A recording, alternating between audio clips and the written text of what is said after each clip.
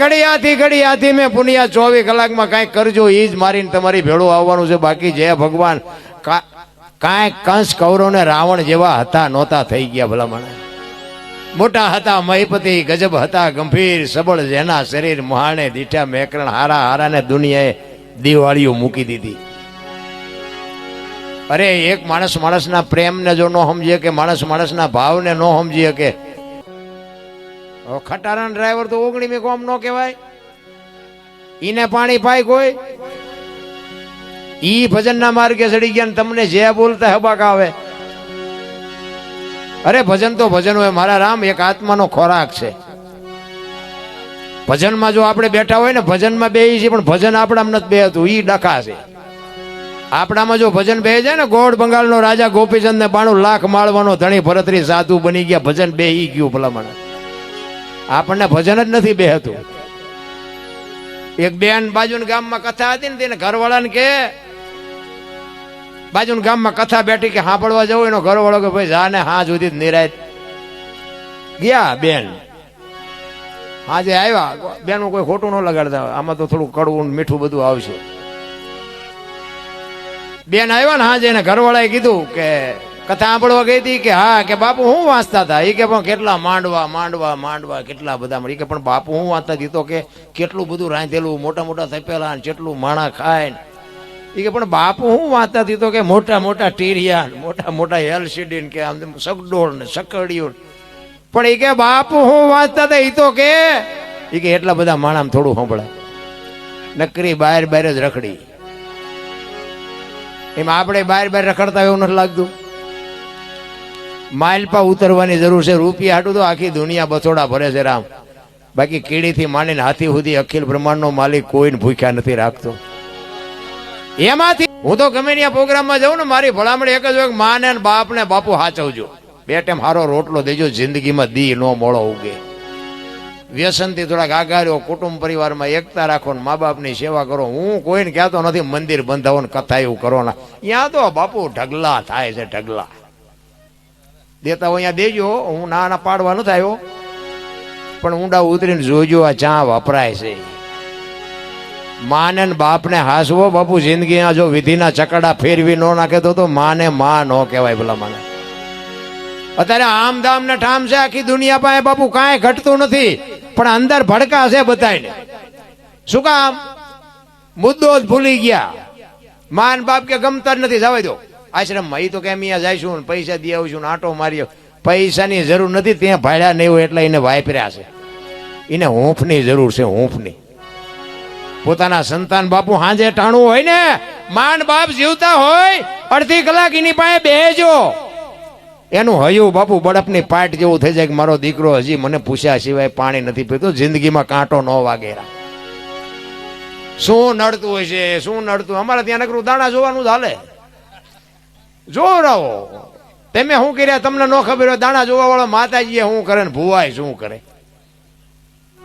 આપણે કર્યા હોય આપણે ન ખબર હોય. મને તો એમ થાય સ્વર્ગ જેવી દુનિયા છે. વાહન મકાન રૂપિયા લોઢા હવામાં ઉડે, વગર દોડે વાતું થાય, હિલોળા કરે એવું છે. ભલામણ હા, આવા માંડવા તો અમારા લગ્ન થયા તેથી નથી નાખ્યા કોઈ. હવે આ 2 કલાક ભજન કરીને હમણાં જુદા પડી જાય તો આ વ્યવસ્થા તો જુઓ. અમારે ત્યાં લાઈટ નહોતી ને, ઓલા સારું કઈક કામ હોય ને તો ઓલી પેટ્રોમેસ બત્તીઓ કરે, એક જણો તો અવાજ ભરતો હોય. આ તમે જોવો તો ખરા, માથે જળો મળો થાય, પણ શાંતિ જ નથી. તમે જોવો તો એવા બથોડા ભરે બધા. જેની પાસે જાઓ એ બધા રોવે જ છે. યાર એક પાસે જાઓ કે ધાબુ ભરવું છૂટા ખૂટી રહ્યા, બીજા પાસે જાઓ કે ડોબું વિહાણું દોવા નથી દેતું, બીજા પાસે જાઓ કે છોકરાને વહુ વેવાઈ ચડી ગયા મોકલતા નથી, બીજા પાસે જાઓ કે છોકરાને પોલીસ વાળા લઈ ગયા જામીન ચડતા નથી. આપણે ખરું આપણે ચા રોવું, આખી દુનિયા રોવે જ છે.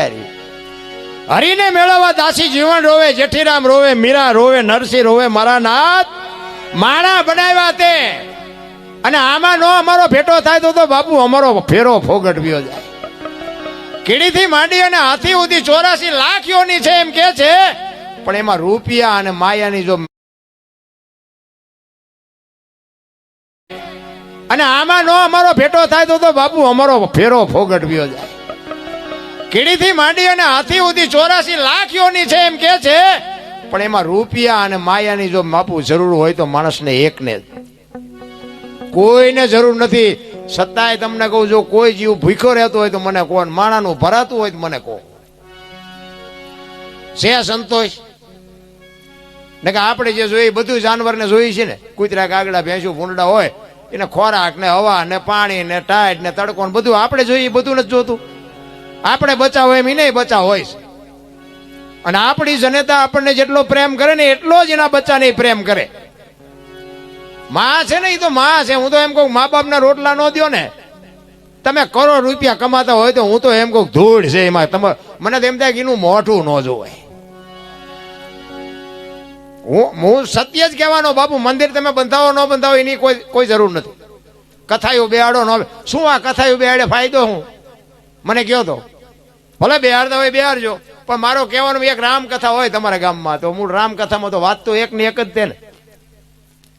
દશરથ રાજા 4 દીકરા, રામ વનમાં ગયા, સીતાજીને રાવણ લઈ ગયો, હનુમાનજી અહીંયા ગયા, રામે રાવણને માર્યો ને અવતાર્યા. વાત તો આજ કે બીજું કઈ? શું આને સાંભળે ન કરવું? એ નહીં સાંભળે કરવાનું હું? અને જો આ બાબુ જીવનમાં ઉતરે નહીં તો ફાયદો કોને? મંડપ વાળાને, સાઉન્ડ વાળાને, કલાકારને, સાજીદાને. તમારા ખિસ્સા ખાલી થાય. અમે 2 લાખ રૂપિયા ઢળીને વ્યાજાઈને બાપુ જીવનમાં તમને એક સાંટો ન પડે તો બાપુ આવું મારા જેવું સાચું કોઈ નહીં કે તમને. એક લખી લેજો. હું તો એમ કહું, ખોટા આવા ફંદ દેખાડીને તમારે શું સાબિત કરવું છે? છોકરાને 10ની નોટ નથી દેવાતી ભલે મને, પણ કથા વંચાતી હોય અને વક્તા એક વાંચતો હોય અને ઈ વક્તા એમ કે રામ અને ભરતનો પ્રસંગ આવે અને ભાઈ ભાઈના પ્રેમની વાત આવે અને નાનો ભાઈ બાપુ મોટા ભાઈનો વિખવાદ હોય ને નાનો ભાઈ ઘરે આવીને મોટા ભાઈને જો બથ ન ભરી લે, સમજી લેજો કથા નથી, એ ફજેતા છે. હાહુ વહુના જો બાપુ ડખા નો મટે, દેરાણી જેઠાણીના ડખા નો મટે તો કથામાં તો અમારે ફાયદો બાપુ. તમારે કાંઈ નહીં, ખિસ્સા ખાલી થાય. અમારે તો કેટલી તારીખો આવીને પડી છે. કથા બેહાડવી છે, 1 તારીખ આપો, કથા મરો લાવો દોઢ ને અમને દઈને જાઓ, મરો ઉતરે ઉતારજો, ન ઉતરે કઈ નહીં.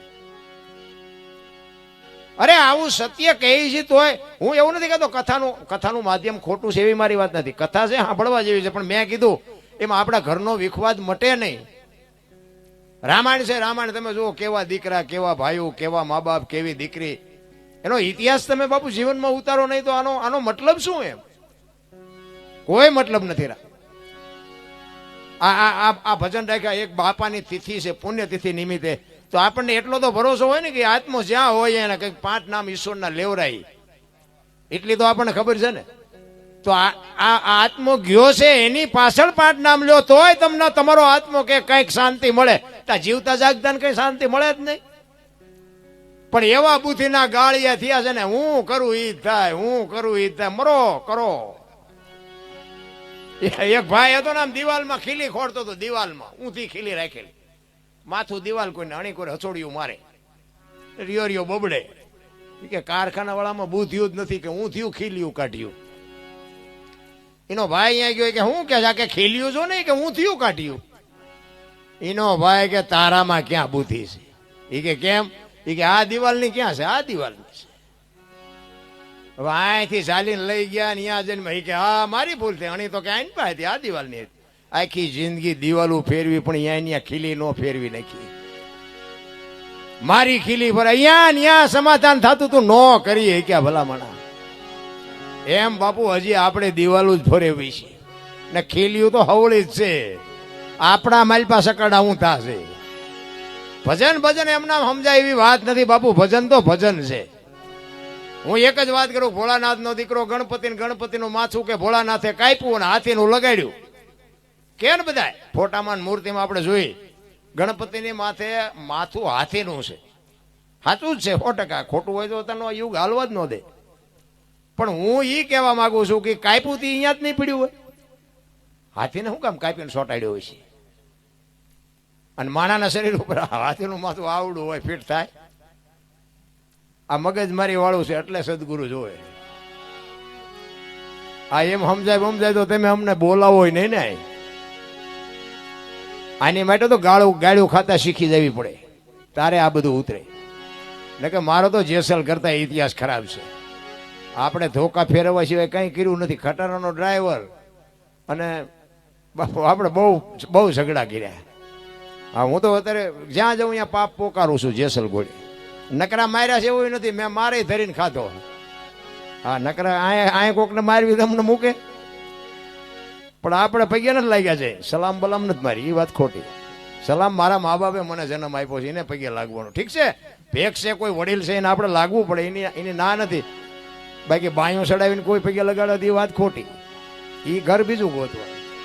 તો સારું થયું મારે જીડ્યો કે અમે ઉપર બેઠા છીએ તમે હેઠે બેઠા છો. એટલે કે અમારા અહીંયા કોઈ સેકન્ડ લેવાય રાજી નહોતું. અને એ વખતના જે છે ને આ બધું લાઈવ હાલે ને, અમારા અત્યારે કેટલાય તો વાળું કર્યા ગિરનાય છે. આ જોયું છે ને એ આજ હળગતા છે કે અમારો જો ક્યાં ગામ પહોંચ્યો છે. આ ચાટલા જણાને ભેગા કરીને બેઠો છે. આ ગામ છે એમાં આ ઉપર લખેલું બખેલું એમાં આવે ને એટલે આ તો ઠેરમાં જો બહુ જ રહી મોટેરા પાસે પહોંચ્યો. હા હો ઉંદડા મારીને મીની પેટી આને એટલા બધા હું સાંભળતા છે. એ તમને હોત ગાળ્યું દેતા છે. અને આપણને નડે ને પછી સમજી લેજો ઠાકર ત્રાજવી આવ્યો હોય તો જ આપણને નડે. આપણા નડે પછી બાપુ છે ને રોદડા નો રોવા.